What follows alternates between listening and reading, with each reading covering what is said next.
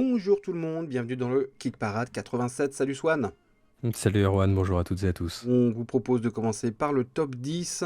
Allez, pas de temps à perdre, il y a plein de trucs. Alors en 10, qu'est-ce qu'on a? Eh ben on a une entrée, une Mhm. assez grosse entrée. C'est l'extension de Mosaïque. 160 000 euros, 1522 contributeurs, grosse campagne de 30 jours. Mosaïque, c'est un jeu de civilisation, hein, on peut dire Oui, ça. oui. Ah Complètement, hein. bah oui, je pense qu'on peut le dire. Moi, je pense C'est qu'on une peut le grosse dire. campagne pour très très gros jeu, très très gros jeu. Ouais. Alors j'ai eu la chance de le voir déployer au Festival de Vichy et c'était l'édition Kickstarter parce qu'il n'avait pas encore reçu l'édition boutique, mais ça va sortir en boutique en France. Et c'est vrai que c'était très très beau, quoi. C'est surtout ce plateau là fait en Ah, mosaïque justement. Il est vraiment superbe. Donc là c'est une extension, hein. C'est pas. Enfin vous pouvez racheter le jeu de base dans le pledge, mais c'est surtout mhm. une extension qui rajoute. Alors ça rajoute des merveilles, ça rajoute des conflits et ça rajoute des désastres, des catastrophes. Mhm. Wars and disasters. Mais il n'y a pas que des Wars and Disasters, il y a aussi des mécaniques qui étaient dans le jeu de base, vous avez des cartes en plus, dont les merveilles. Et vous avez d'autres bâtiments aussi. Parce que vous pouvez prendre le pledge qui coûte très cher avec la big box et avec tous les petits bâtiments en figurine, bien sûr. Évidemment, Tant qu'à évidemment. faire. Et on sait que c'est celui-là que vous allez prendre. Oui, On c'est sait, ça. voilà, faites pas semblant, faites pas semblant. Non, mais par contre, c'est vrai que c'est marrant parce que c'est à la fois une version, on va dire, un peu upgradée du jeu de base, avec de nouveaux éléments pour rajouter encore un peu plus de diversité, de rejouabilité. Et à ça s'ajoutent de nouvelles mécaniques. Donc en fait, là, c'est du 2 en 1, quoi. Ouais. Non, c'est assez ambitieux. Et donc, nous, je sais pas si ça vaut le coup de baquer parce que le jeu va sortir en boutique en France. Là, il n'est pas traduit en français, hein, donc ça sera en anglais. Mais bon, forcément, vous avez l'édition Kickstarter avec ce pledge. 9e place, c'est Harrow County, et non pas Country, comme on l'a dit la semaine dernière. C'est pas pareil, le County et le Country. Hein, le County, c'est plus petit que le Country. Oui, c'est vrai.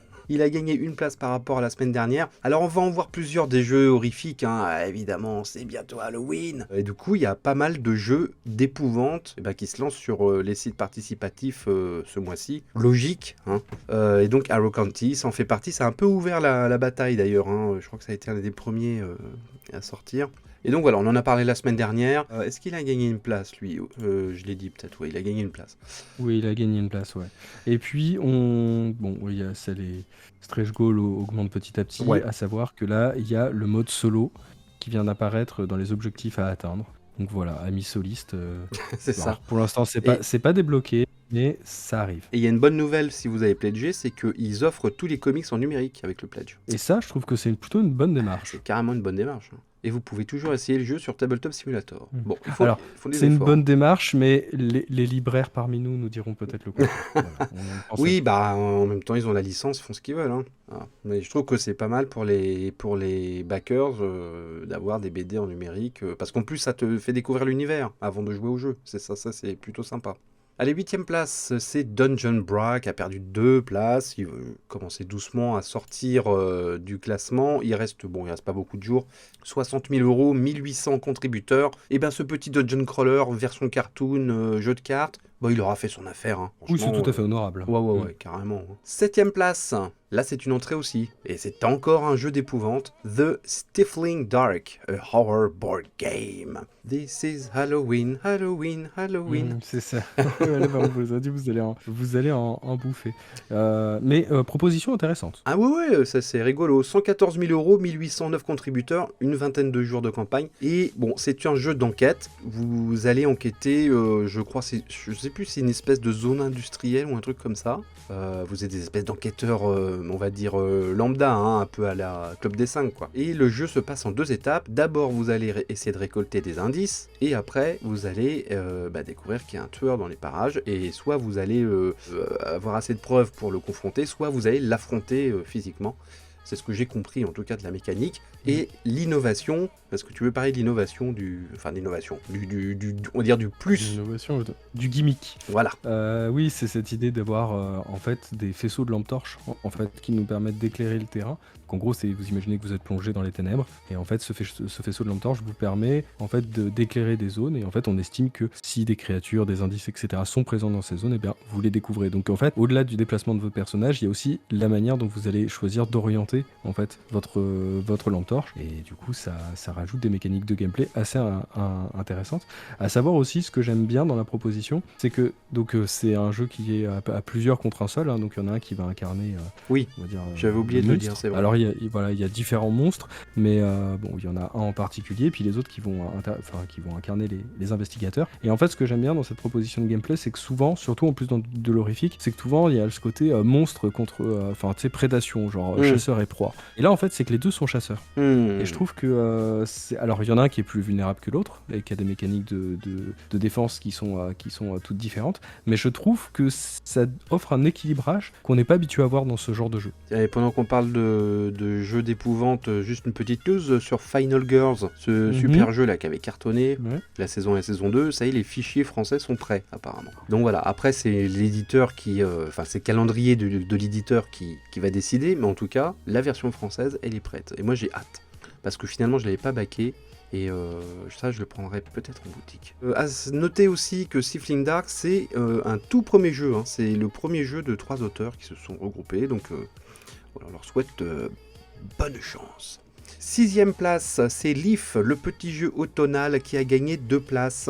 Réalisé par les frères Eisner, qu'on va voir plus haut dans le classement, ultra prolifique, les deux garçons. Là. Donc Leaf, bah écoute, pas grand chose à signaler, il débloque les stretch goals, ça marche bien hein, pour un petit jeu comme ça. 113 000 €, 1940 contributeurs, il reste une semaine, tout va bien, il y a des chances qu'on le retrouve en boutique ça aussi, alors je pourrais pas le garantir, mais... Ça, je pense que ça va aussi dépendre de la réception, mais effectivement, comme tu le dis, il y a quand même des auteurs derrière. Et puis bon, c'est pas du jeu qui demande énormément de traduction. Parce que souvent, ce qui coûte cher, c'est la localisation, en fait. Ouais. Mais là, bon, ça a l'air d'aller. On passe à la 5e place, et c'est également une entrée, ça bouge pas mal hein, cette entrée-là, Kick Parade. Deep Madness, Madness Reborn and Reprint. Alors Deep Madness, c'est pas un jeu tout à fait récent. C'est un jeu qui avait cartonné à l'époque, 2016 je crois, peut-être... De mémoire, il me semble que on était dans ces eaux-là. Et qui avait rapporté des millions et des millions de dollars. Hein. Ils avaient fait aussi une deuxième campagne avec des extensions qui avaient rapporté beaucoup d'argent. Et là, ils font un reprint du jeu original, mais qu'ils appellent Reborn, parce que ils ont revu pas mal de règles et revu pas mal de matériel, à tel point que si vous avez le jeu d'origine, vous avez même dans les add-ons un pack pour upgrader votre ancien jeu. Ce qui est plutôt sympa. Je trouve. C'est très bien, oui. Parce que vous n'avez pas besoin de racheter le même jeu, en fait. Donc, je pense que d'ailleurs, dans des financements participatifs comme ça, je pense que ça devrait être presque une obligation. Oui, je suis d'accord. Alors, pour des jeux sortis boutique, ou alors des jeux qui n'avaient pas été traduits, qui sont repris par un éditeur, un distributeur, et qui n'ont pas forcément les moyens de proposer cette version-là, parce que du coup, ça leur fait imprimer du matériel en plus, etc. Mais là, on a affaire à des gens, donc c'est le jeu, c'est le développeur, il y a des gens qui leur ont fait confiance par le passé, et je trouve que c'est la moindre des choses que de leur dire, vous n'avez pas besoin de racheter le jeu complètement, mais juste, voilà, l'upgrade avec un petit avantage et profiter d'une deuxième campagne et donc du coup de toute l'effervescence qui va avec. Je trouve que voilà, c'est une bonne démarche. L'éditeur, il avait eu un gros succès avec Twisted Fables, c'est eux qui ont fait Twisted Fables, qui est sorti en boutique et qui avait un très beau succès aussi. Alors ce Deep Madness, pour ceux qui connaissent pas, c'est une espèce de survival dans une espèce de centre laboratoire au fond des mers, je crois, et c'est très inspiré de Lovecraft. Ah bon ? Ah ouais. Vous avez beaucoup de... Je suis pédagogique, toi tu es cynique, bon voilà quoi. Non mais par contre il y a des figurines et évidemment ils appuient vachement sur ce point qui sont absolument magnifiques. C'est une boîte kiloplastique, hein, voilà, on va pas... Mais il y en a plus tant... Enfin ça devient presque des événements des boîtes comme ça parce qu'il y en a moins on va dire. On va pas dire que c'est rare, ça serait faux mais il y en a moins qu'avant. Donc là ils sont un peu sûrs de leur coup. Moi je trouve que le démarrage est un petit peu décevant parce que c'est quand même un jeu qui a rapporté plusieurs millions de dollars à l'époque. Là il en est à 223 000 €, 1969 contributeurs. C'est une campagne assez courte, hein, il reste plus que 10 jours déjà. Il y a une VF. Et donc voilà, je pensais que ça allait mieux démarrer que ça, parce que c'est une énorme boîte, un énorme pledge en plus. Hein. Il y a des pledges qui coûtent très très cher. Ah, c'est peut-être là que le bas blesse aussi, c'est-à-dire que voilà, on a quand même des gros jeux qui sont sortis, il y a des gros jeux qui sont en face. Bon, on va pas vous spoiler, mais vous savez très bien de quoi on parle. Et faut pas oublier que économiquement, la période est assez difficile. Oui. Et je pense que tout le monde ne peut pas forcément se permettre de claquer 2 fois 300 balles C'est sûr. dans un même mois. Voilà. Et je pense que peut-être Ouais. c'est une question de timing en fait. C'est possible. En tout cas, ça me rappelle les anciennes campagnes de Cool Mini or Not, avec, tu sais, tout un tas de add-ons à la fin où tu peux acheter le dé, le playmat.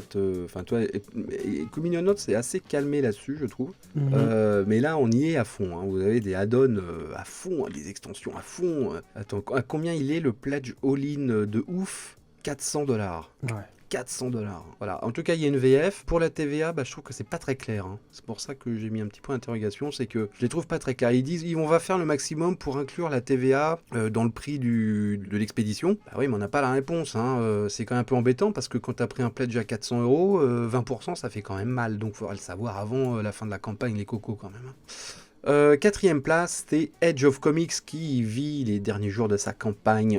Il a gagné 3 places. Ça fait quoi, 4 fois qu'on en parle, parce que ça a été une très longue campagne. Vous pouvez toujours l'essayer sur Tabletopia et Tabletop Simulator. Vous avez une mini-extension qui a débloqué. Alors, est-ce qu'ils l'ont débloqué? C'était à 150 000, j'avais vu en début de semaine. Et ils en sont à 155 000, donc elle a dû être débloquée. Voilà, une petite mini-extension en plus. Parcours sans faute. Oui, clairement. Parcours sans faute. Ils en sont à 2876 contributeurs. Bon, on les reverra. Hein. Je pense. Allez, avant de passer aux 3 premiers, un petit détour vers notre sélection de nouveautés qui va être assez courte parce qu'il y a beaucoup de nouveautés déjà qui sont directement dans le top 10. Je voulais commencer par quoi? C'est surtout toi qui a des nouveautés en fait.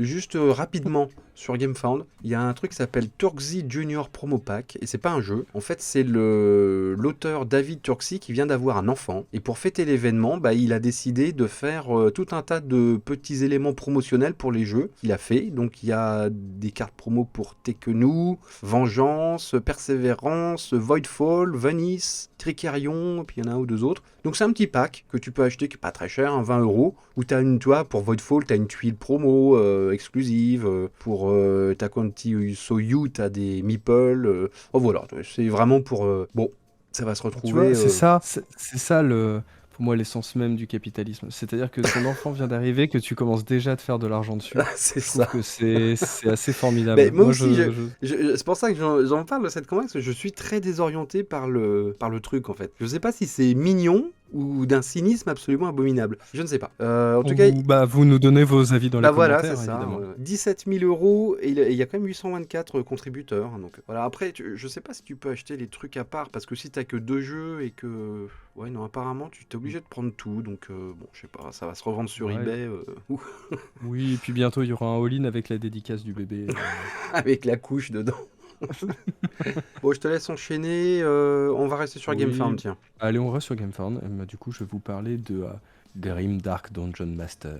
Donc c'est du dungeon building à l'ancienne avec un maître de jeu contre des braves guerriers qui vont tenter de rentrer dans la crypte du nécromancien. Donc on est sur du standees en plastique, plutôt de bonne facture. On a quelques miniatures, quelques figurines. Le design est un petit peu vieillot, mais ça va un petit peu dans l'ambiance, je pense, old school qu'ils avaient envie de proposer. Par contre, c'est un début compliqué, parce que pour l'instant, on a 60 backers. Effectivement. Pour un gros jeu comme ça, c'est... Voilà. Et il reste 30 jours, hein, donc on verra peut-être que la campagne va évoluer, peut-être que là, elle est un petit peu dans l'ombre de tous ces gros projets dont on parlait un petit peu plus tôt. Donc voilà, début un petit peu timide, mais bon, voilà, si vous êtes un peu en manque des jeux façon décente, vous avez peut-être trouvé le nouveau remplaçant. Allez, moi je vais parler de Life of the Amazonia sur Kickstarter. Pas facile à dire. Qui lui a nettement mieux démarré. Hein. Il y a 786 contributeurs et grosse campagne de 30 jours.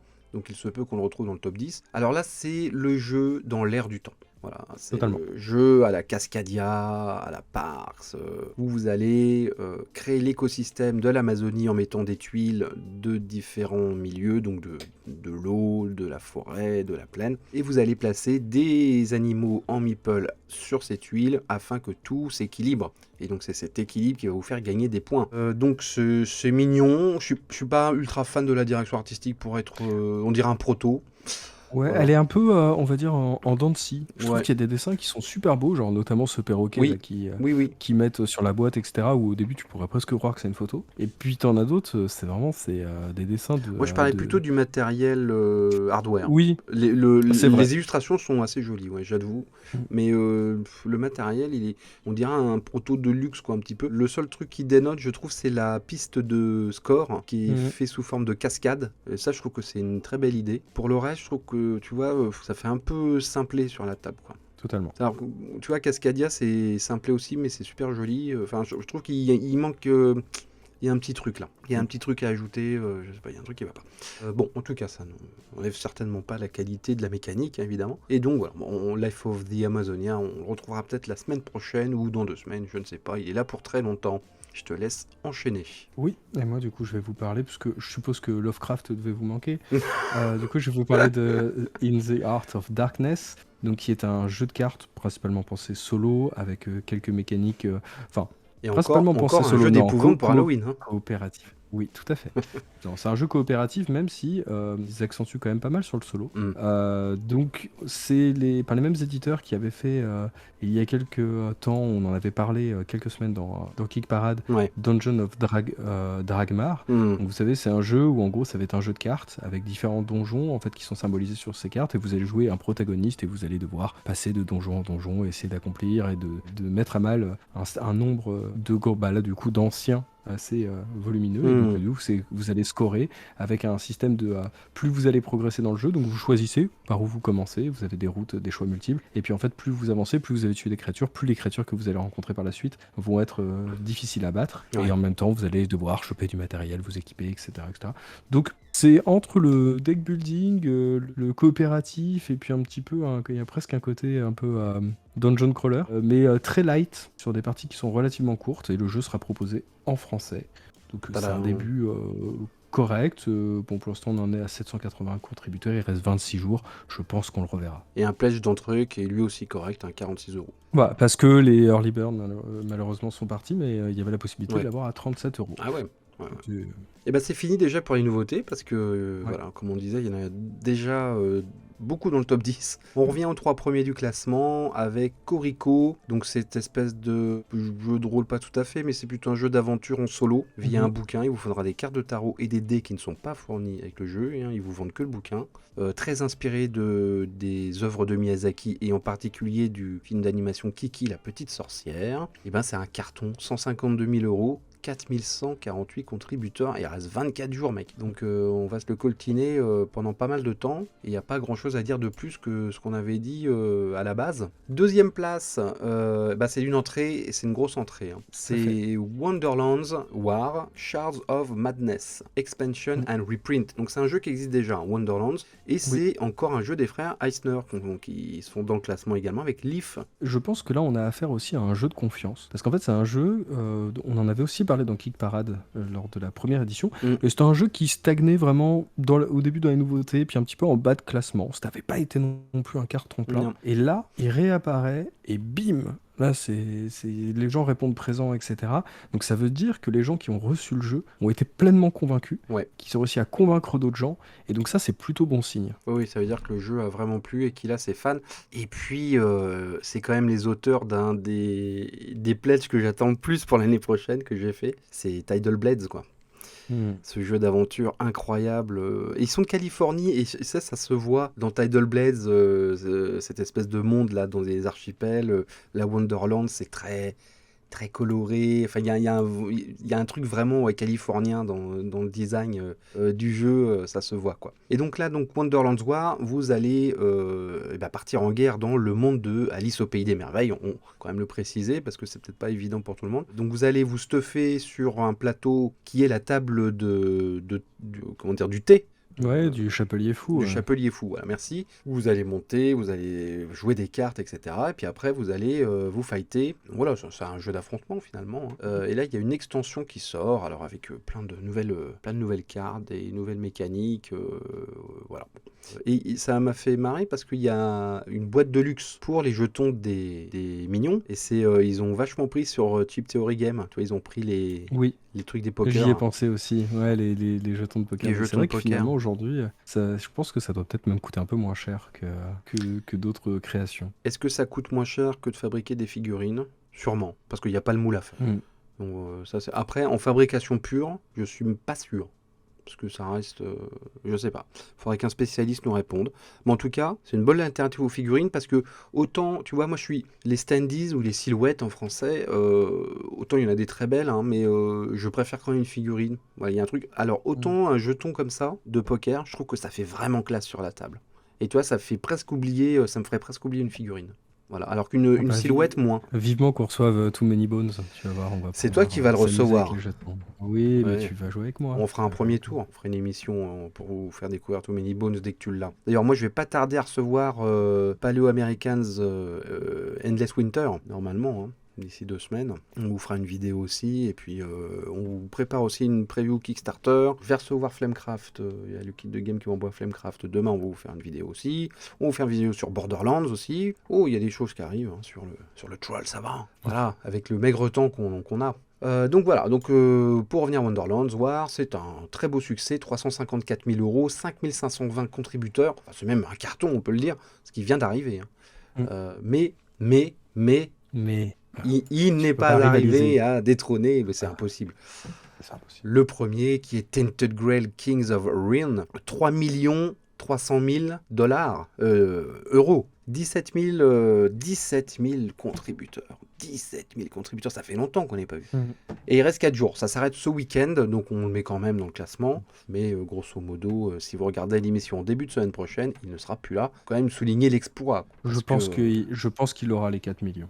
Je pense qu'il aura les 4 millions. C'est possible parce qu'il y a certainement plein de gens pour l'instant qui ont mis que $1 ou €1 de pledge et qui vont craquer, qui vont prendre le truc à 400 balles et qui vont bouffer des patates pendant 3 mois, quoi. Ouais. J'en connais des comme ça, j'en connais.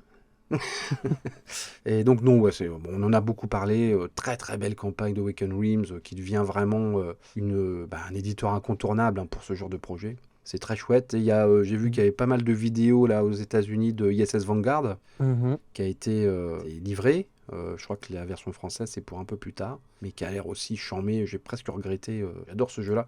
Alors, faudrait quelqu'un fasse une vidéo. Alors moi, j'avais ni l'un ni l'autre, mais de comparaison entre Unsettled et ISS Vanguard, qui sont 2 jeux d'exploration spatiaux, parce que Unsettled, ça me fait très envie, et je scrute au cas où pour si quelqu'un remonte pas son pledge, j'en vois passer, mais bon, c'est très très cher. Et donc, voilà, ça sert à rien d'avoir les deux, donc ISS Vanguard ou Unsettled. Bref, en tout cas, Awaken Realms, c'est en train de devenir des restas, quoi. Oui, non, mais là, je pense que maintenant, j'ai presque envie de dire que c'est devenu les numéros 1. C'est les boss. Je pense qu'ils ont battu, ils ont détrôné Cool Mini or Not, Monolith et Mythic, ça fait un petit moment qu'on en entend. Mythic Game, il faudrait quasiment faire une émission spéciale dessus parce que ça sent pas bon. Hein. Moi qui suis contributeur de Hell, je vais peut-être un peu pleurer. Je ne sais pas. En tout cas, il n'y a pas des bons signes. Ouais. Mais bon, en tout cas, voilà, eux, carton plein sur même quand c'est des reprints, même voilà, là on voit, il y a quand même un pledge, enfin le all-in il a eu $800, enfin c'est des trucs, c'est complètement hallucinant. Ouais, mais bon, après, après $800, il y a la possibilité, mais et puis surtout qu'en fait voilà, le jeu là, si vous voulez avoir la boîte de base, la boîte de base ou juste de l'extension, il y a de quoi vraiment faire hein, déjà. Vous avez de quoi faire. Voilà, et la boîte de base, et pour le coup, elle, vraiment à un prix correct. Oui, et vous pouvez en plus la trouver en boutique comme le Troll Savant à Créteil. La pub. Bon, ça va, ça s'est vu tant que ça. On est sur YouTube, on n'est pas à la télé. Ouais. Donc voilà, oui, le premier Tainted Grail, il est en boutique, hein, évidemment. Bon, et bien écoute, on a fait le tour. Beaucoup d'activités, beaucoup de jeux, beaucoup de projets intéressants. Et puis, nous, on se retrouve la semaine prochaine. N'oubliez pas les pouces si ça vous a plu. Abonnez-vous au Troll Savant si ça vous plaît. Et puis nous, on se retrouve la semaine pro. Ciao Swan. Salut à tous, à la semaine prochaine.